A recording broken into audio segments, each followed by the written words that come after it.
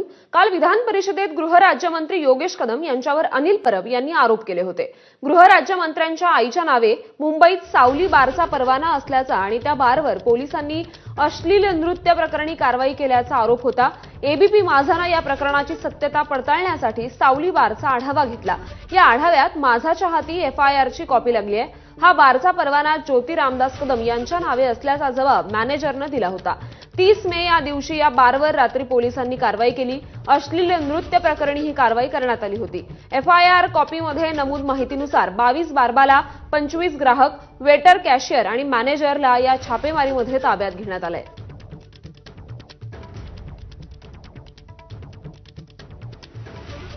विधिमंडळाचा शेवटचा दिवस गाजला तो ठाकरेंच्या शिवसेनेचे आमदार अनिल परब यांनी राज्याचे गृहराज्यमंत्री योगेश कदम यांच्यावर केलेल्या आरोपानंतर।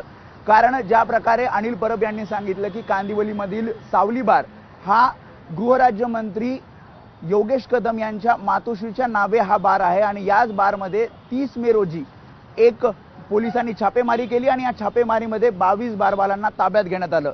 या सगळ्याची सत्यता तपासण्यासाठी आपण कांदिवलीमध्ये आलेलो आहोत आणि कांदिवलीचा हाच तो सावली बार ज्याचं नाव इथे आपण बघतोय प्लास्टिकनी झाकण्यात आलेलं आहे आणि हा बार 30 मे पासून बंद आहे।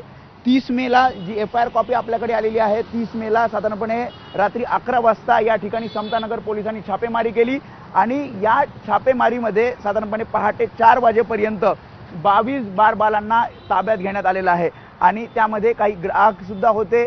शिवाय या ठिकाणचा कॅशियर असेल, वेटर असेल त्यांना सुद्धा ताब्यात घेण्यात आलं आणि या ठिकाणच्या मॅनेजरचा जबाब नोंदवण्यात आला आणि या जबाबामध्ये जी माहिती मिळाली आहे त्यामध्ये या सावली बारचा जो परवाना आहे तो ज्योती रामदास कदम यांच्या नावे आहे। ज्योती रामदास कदम या गृहराज्यमंत्री योगेश कदम यांच्या मातोश्री आणि माजी मंत्री रामदास कदम यांच्या पत्नी आहेत। त्यामुळे अशा प्रकारे गृहराज्यमंत्री यांच्या आईच्या नावाने चालणारा हा बार आणि त्यामध्ये पोलिसांकडून होणारी कारवाई आणि त्यात बारबालांना ताब्यात घेतलं हे प्रकरण मोठं गंभीर असल्याचं अनिल परबांनी समोर आणलं आणि त्याची सत्यता आपण या ठिकाणी कांदिवलीमध्ये येऊन आपण इथे या सावली बारच्या इथे आलेलो आहोत आणि सावली बार बंद असल्याचं आपल्या निदर्शनास आलं। शिवाय एफआयआर कॉपीमध्ये काही गोष्टी नमूद केल्यात त्या सुद्धा आपण समोर आणलेल्या आहेत। कॅमेरामॅन प्रशांत मानेसह मी वेदांत नेब, एबीपी माझा, मुंबई।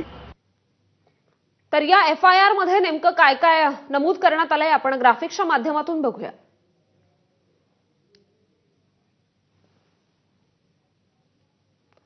तर कदमांच्या बारवर धाड पडलेली आहे आणि एफआयआर देखील दाखल झालेली होती। यामध्ये नेमकं काय म्हटलंय तर कांदिवलीत सावली बारवर 30 मे 2025 रोजी धाड पडली। सावली बार गृहराज्यमंत्री योगेश कदम यांच्या आईच्या नावाने आहे। 30 मेच्या रात्री 10:50 ते पहाटे 4 वाजेपर्यंत बारवर धाड पडली होती। धाडीवेळी बारमध्ये 22 बारबाला, 25 ग्राहक आणि 3 कर्मचारी होते। काही बारबाला आणि ग्राहक अश्लील नृत्य करत असल्याचं निदर्शनास आलं होतं।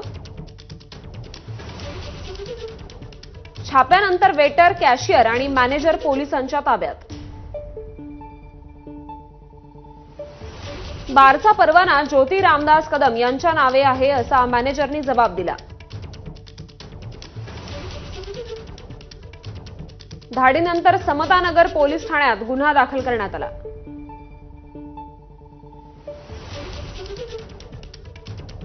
धाडीनंतर म्हणजे 31 मे पासून सावली बार बंद आहे।